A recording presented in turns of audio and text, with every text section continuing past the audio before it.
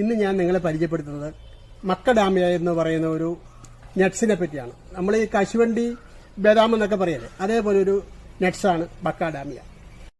തൃശ്ശൂരുള്ള Johnson സാറിന്റെ ഊത് നഴ്സറിയിൽ നിന്നാണ് ഞാൻ 2 മക്കഡാമിയ വാങ്ങിച്ചത്. അത് ഓൺലൈനായിട്ടാണ് വാങ്ങിച്ചത്.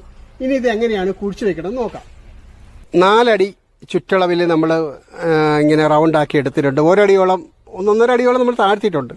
ഇനി ഇതിനകത്ത് ചെയ്യേണ്ട വളങ്ങളെന്ന് പറയുന്നത് 3 കിലോ ചാണാപ്പൊടി, 250 ഗ്രാം ആട്ടിൻകാട്ടം പൊടിച്ചത്, പിന്നെ 100 ഗ്രാം എല്ലുപൊടി, വേപ്പിൻ പിണ്ണാക്ക് 100 ഗ്രാം, പിന്നെ കടലപ്പിണ്ണാക്ക്, ഇതെല്ലാം കൂടി ഇട്ട് മിക്സ് ചെയ്ത് വെച്ചിരിക്കുകയാണ് ഇതിനകത്ത്. ഇനി ഇവിടെ നട്ടതിന് ശേഷം അതായത് വെച്ച് അതിന്റെ ചുറ്റിനും നമുക്ക് ആ മിശ്രിതം നമുക്ക് മൂടാം. അങ്ങനെ നമ്മളത് കുഴിച്ചു വെച്ചു. കഠിനമായ വെയിൽ കൊള്ളാതിരിക്കാൻ ഓലച്ചുന്തുകൾ വളച്ച്